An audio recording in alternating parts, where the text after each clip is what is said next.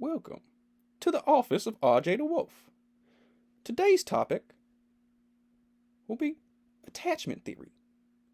Now, attachment theory technically isn't psychoanalysis. It came a little later, in the 1950s and 60s, and it was developed predominantly by women, which you can tell when you study it, because unlike psychoanalysis, it's kind of like compassionate, you know?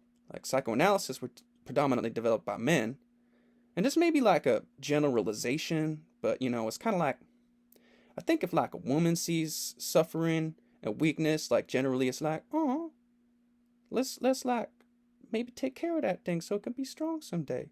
And if like a man sees suffering and weakness, they like, quit your whining, man. The enemy will hear and kill us all. I'm gonna kill you if you don't toughen up. And it's like we need both, so that's why they both men and women. Anyway, and so psychoanalysis is less compassionate because it's like, well, I mean, some people point out it's kind of like sometimes don't always make you feel good. It's like if you feel like you the shit, man. They come back and be like, well, you ain't shit. They lift the veil and they show you underneath the veil where you think you the shit, that underneath that you ain't shit, and then it make you feel bad. And I understand that, but sometimes if you in a bad situation, like you need to feel bad in order to realize you're in a bad situation, so that you can change your situation, and then you can get into a better situation, and you can feel good again.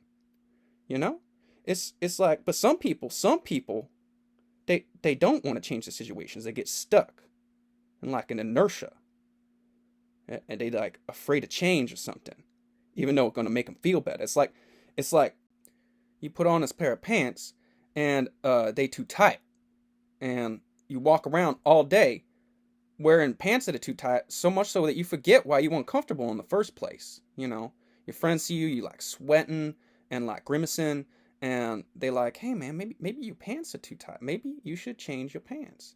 And you all, yeah, but I already put on pants, man. I know they're uncomfortable, but I already put them on. Some people are like that with their psychology. You know what I'm saying? But anyway, I'm getting distracted. I need to go back and talk about attachment theory. Okay, well,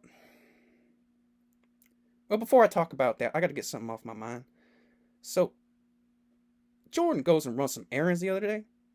Went to the weed store and went to the grocery store too. I didn't know he was going to the grocery store, but he came back and he smelled like donuts. I could smell them. He smelled like two different types of donuts. He smelled like a maple bar donut and one of them seasonal peppermint frosting donuts. But he didn't bring me a donut. He just brought back the smell of two donuts he ate on his own. Two donuts, didn't give me one. And he's all like, RJ, you don't need them donuts. They bad for you. And I'm like, well, you don't need them either. So if you're going to indulge, I better indulge. And that was just rude. And he did bring me like a joint like I asked him, but like he brought me back an indica instead of sativa. I was kind of high strung that day. And I guess it's probably good I didn't do the donuts either. But let me tell you about this other time. This other time, he left the trailer and he had rats in the trailer. And like, he was like, when he left, he's like, hey, you a wolf. You a wolf, keep an eye out for those rats. If those rats come in, you take care of them, right? And they left. Before I could say, dude, I am a stuffed wolf. I don't got claws. I don't got fangs. Them little motherfuckers could chew through steel wires and shit. They could gut me, pull out all my beautiful cottony white viscera, and then you come back to a dead wolf.